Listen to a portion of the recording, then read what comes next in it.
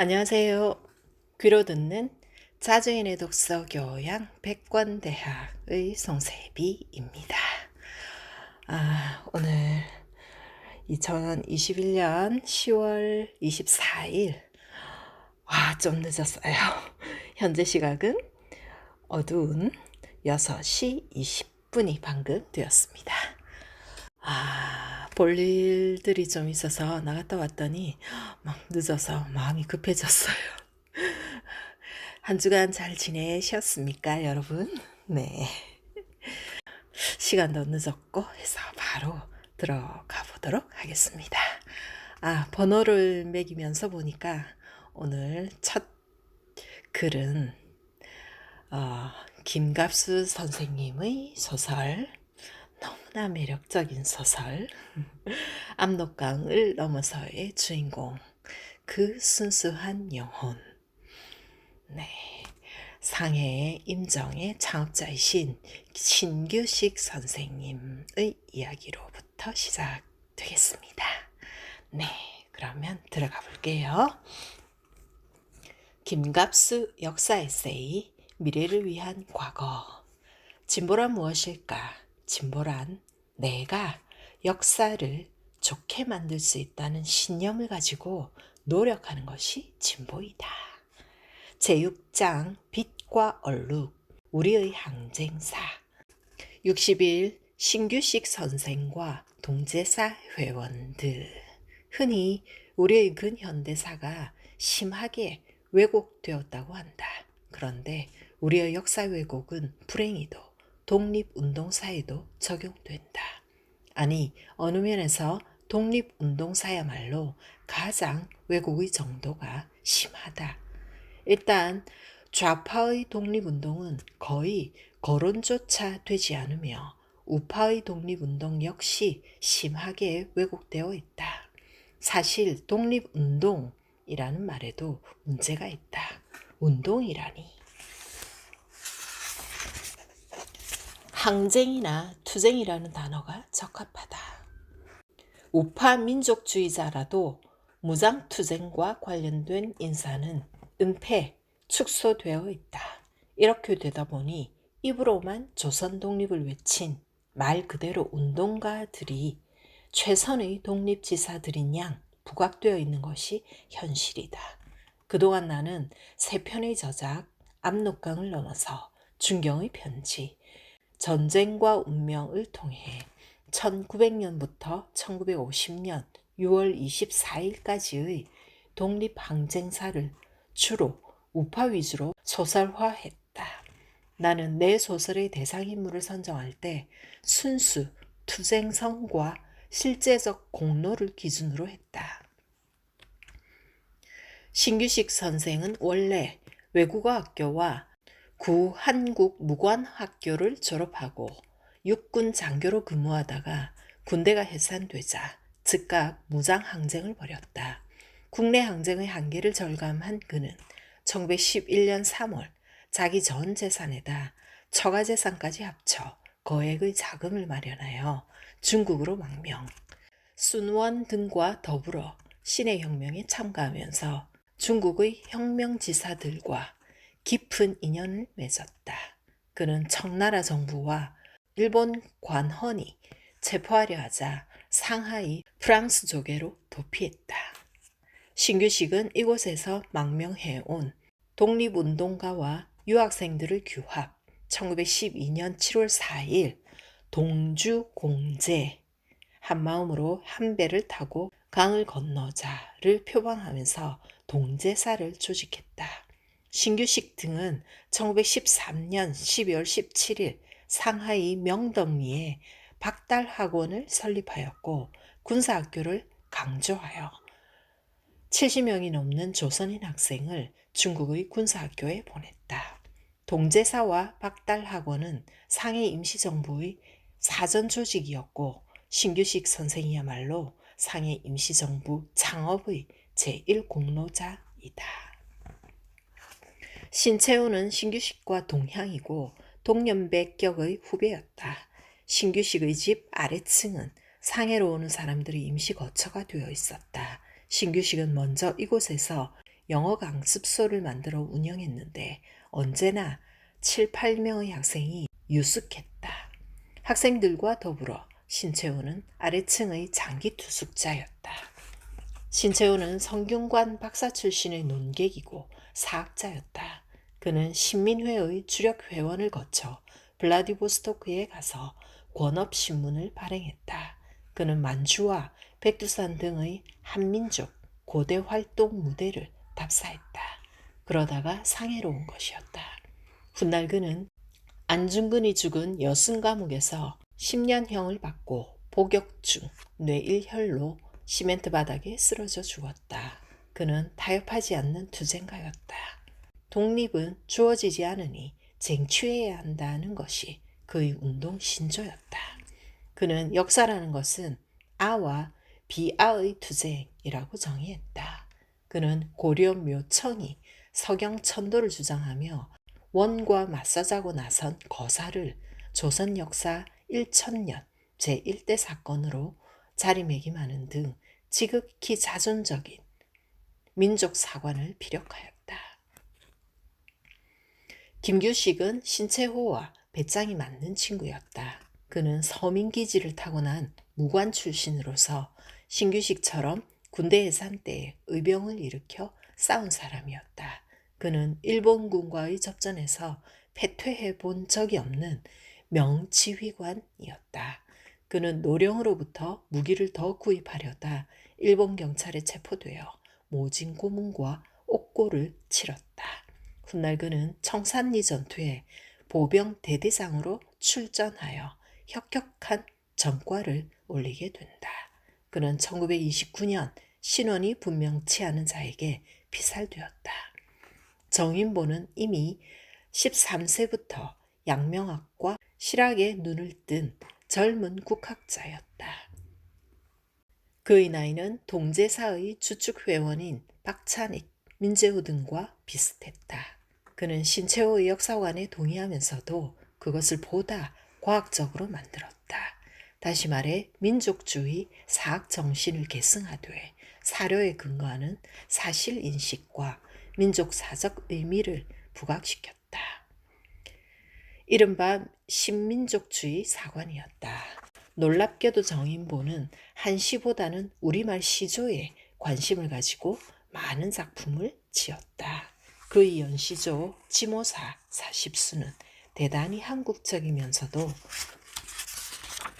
인간적인 사모곡이었다. 사실 조성환이야말로 누구보다도 성각자였다.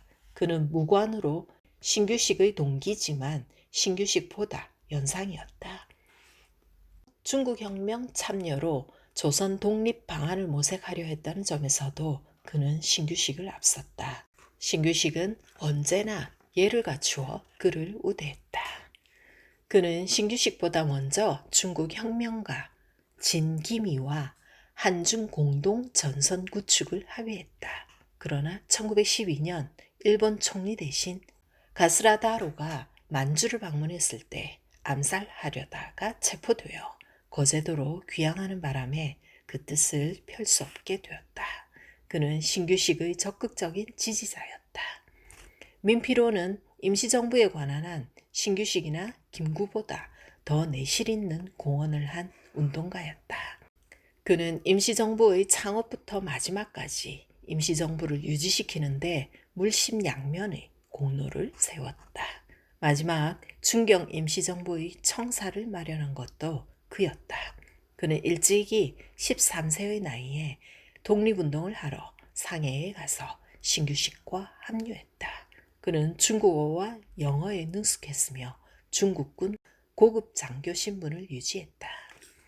신규식의 사위가 민피로의 딸이 중경 독립군 지대 소속 민영주의 남편이 학병 탈출 1호 독립군 김준엽이다.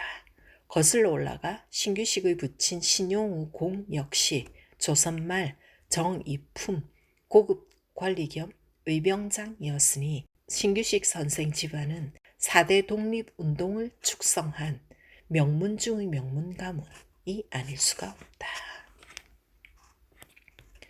62. 조선인민혁명군이란 무엇인가? 한겨레 신문에 격주로 연재된 김명호 교수의 북준교류 60년은 대단히 뜻깊은 기술물이다. 제목은 북준교류로 달려있지만 기실 이 글은 지난 70년 동안 남한 사회에서 은폐 혹은 조작되어 온 역사에 정면으로 도전하고 있기 때문이다. 일면 로맨틱하고 저널리스틱한 성격을 띠는 이 글은 두 가지 면에서 획기적인 의미를 갖는다. 먼저 이 글은 우리 민족 좌파의 항일 무장투쟁 역사를 대중들에게 전달하고 있다. 다음으로 이 글은 중국 인민혁명의 성공과 중국 인민공화국 탄생에 우리 민족의 기여가 얼마나 컸는지를 공개하고 있다. 그런데 이 두 가지 역사는 그동안 남한 사회에서는 거의 금기시되어 온 것들이었다. 우리 민족의 항일투쟁은 크게 보아 세 갈래였다고 할 수 있다. 첫째는 신규식 김구로 대표되는 상해 중경의 임시정부 세력, 둘째는 이회영, 김원봉, 김산, 김두봉, 무정 등의 중북부 세력, 그리고 세 번째는 동북만주의 유격대 세력이었다. 여기서 흥미로운 것은 조중 국경인 두록 양강과 백두산에 가까운 세력일수록 항쟁이 정규적이었고 치열했다는 점이다.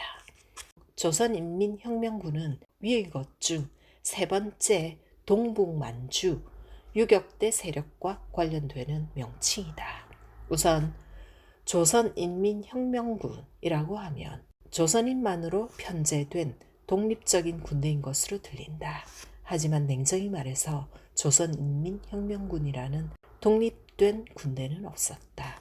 다만 1930년대 동북만주에는 동북인민혁명군과 이것이 재편된 동북항일연군이라는 부대는 있었다.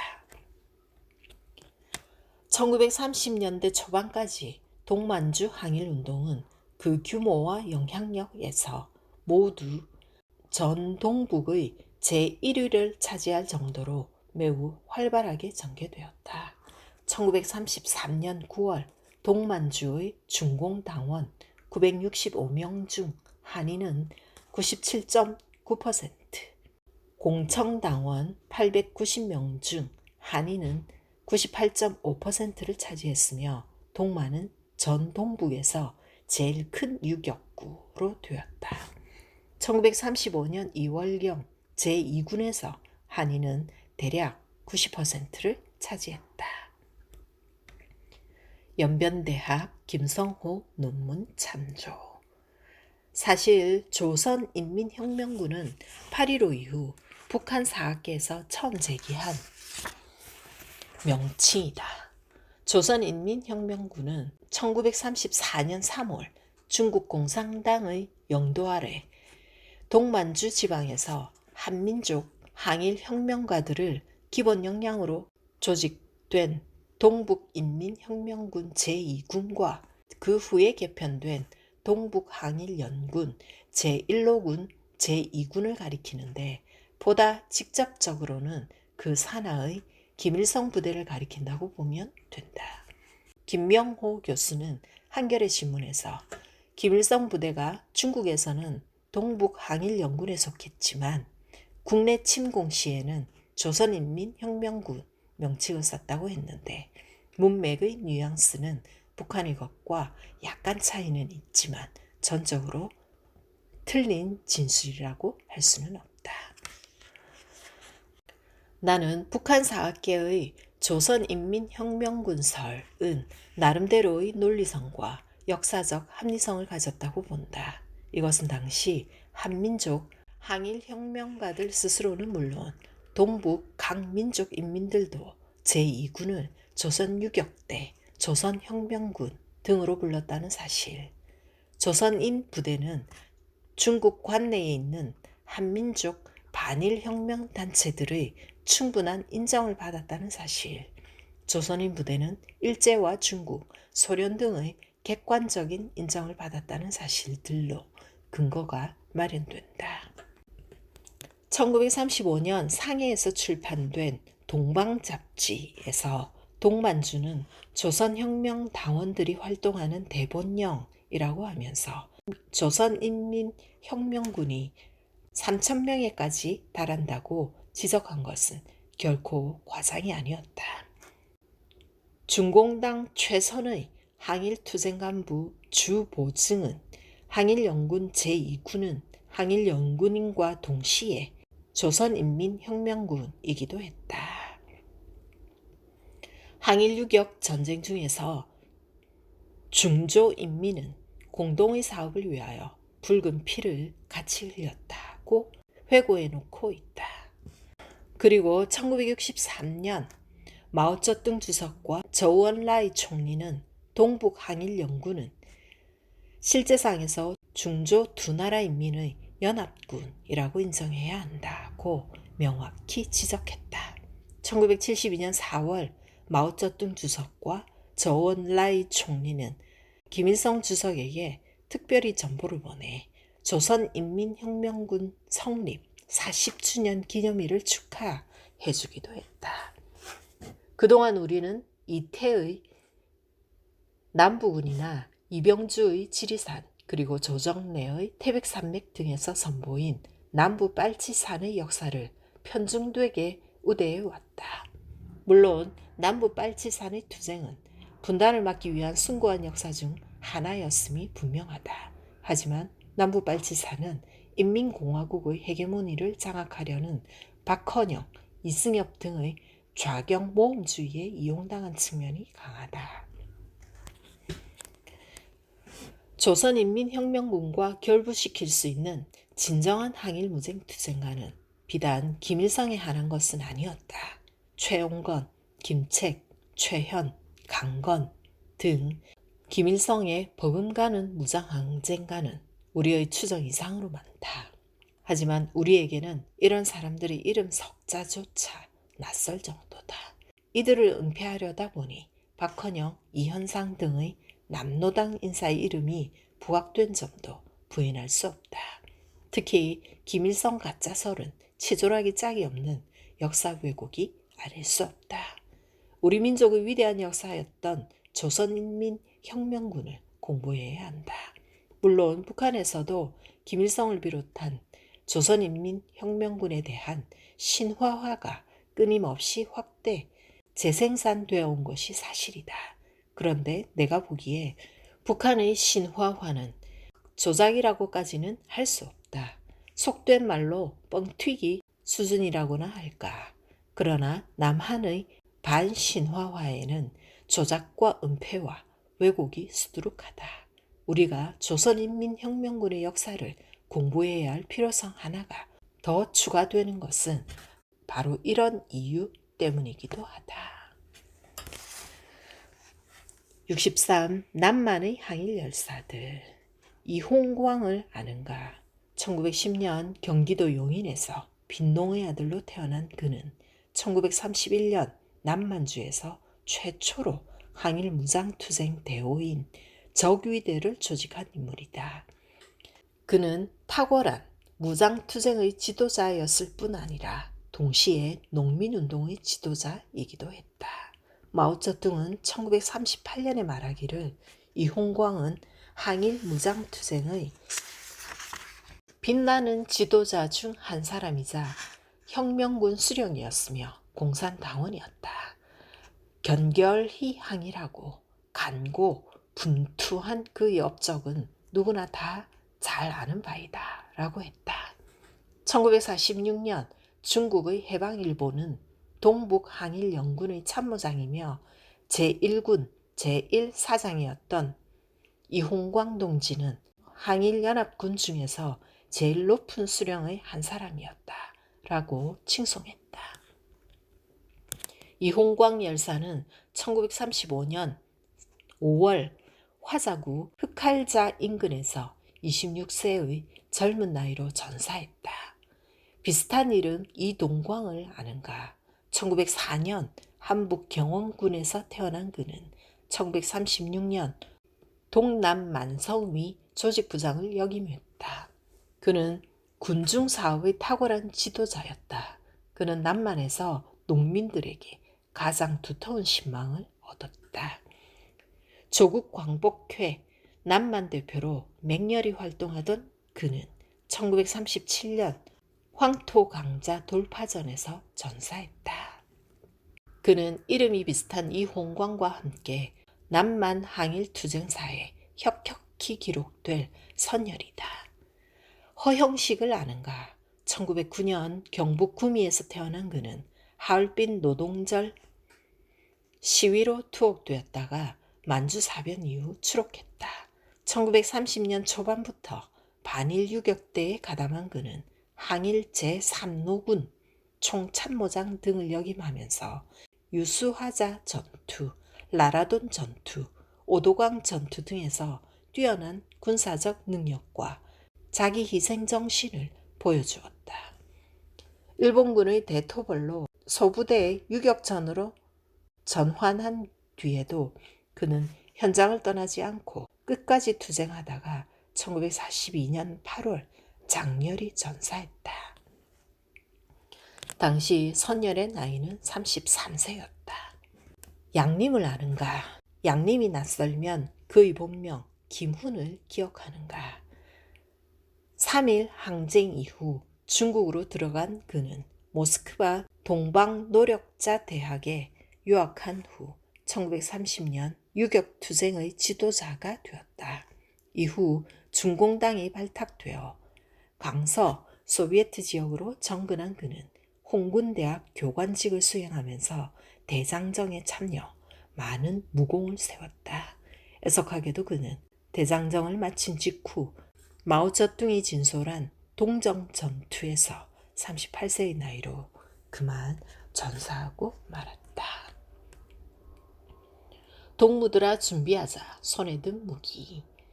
제국주의 침략자를 때려 부수고 용진 나아가세. 용감스럽게 억천만 번 죽더라도 원수를 치자. 유격대 행진곡. 리추학을 아는가? 그녀의 본명은 김금주. 1901년 평안남도 가난한 농민 가정에서 태어난 그녀는 7살에 아버지를 잃고 어머니와 함께 한편으로 공부, 다른 한편으로 노동하며 자랐다. 그녀의 학구열은 대단했다. 그녀는 국내 독립운동의 와중에도 엄청난 독서를 했다. 3.1 항쟁 이후 지명수배 되어 중국으로 건너간 그녀는 양림과 부부연을 맺었다. 그녀는 가는 곳마다 항일 연설을 감행, 중조인민이 연합하여 항일 무장대를 조직하고 제국주의 침략에 반격하자고 호소했다. 1932년 가을 리추학은 중공 주화 중심 현위에 파견되었다. 그녀는 현위 위원, 부녀부장, 철북구위 서기 등 직무를 맡았다.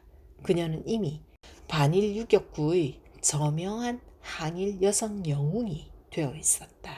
1936년 8월 27일 그녀는 적들에게 체포되어 모진 고문을 당했으나 시종 굴복하지 않았다. 일본군은 1936년 9월 3일 통화현성 서문 밖에서 그녀를 총살하였다. 그때 10살의 나이 35세였다. 동만 제2군 유격대 여대장 김확실을 아는가? 제6사 불사조 재봉대장 최희숙을 아는가? 그렇다면 제4사 기관총 여반장 허성숙을 아는가? 그녀가 간삼봉 전투에서 떨친 위용을 기억하는가? 허성숙은 외쳤다. 나는 조선민족의 딸입니다. 순간 총성이 울렸고 10살의 나이 24세였다. 참혹한 형벌은 혁명 전사의 근육과 뼈를 깎을 수는 있었지만 여성 영웅의 확고한 의지를 굴복시키지는 못하였다. 적은 어찌해 볼 도리가 없게 되자 허성숙 동지에게 사형 판결을 내렸다. 허성숙은 죽음을 조금도 두려워하지 않았다. 다만 전우들과 함께 민족의 해방을 전취하지 못한 것이 애석할 뿐이었다. 민주항일 열사사전. 이름만 나열하기에도 지면이 부족한 항일 열사들. 여기에다 무명의 열사들까지 합쳐 밤하늘의 별만큼이나 수없이 그리고 영롱히 빛나야 할 선열들의 이름을 우리는 기억하지 못한다. 아니, 그들의 이름을 부르는 것조차 금기시되어 있는 현실에서 우리는 고작 이화학당 출신 유관순 열사의 이름을 놓고 티격태경이나 하고 있을 따름이다.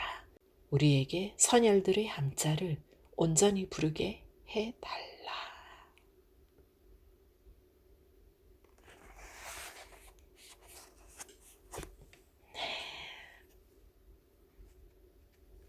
다음 주에도 계속됩니다. 한 주 잘 지내시고 다음 주에 뵙겠습니다.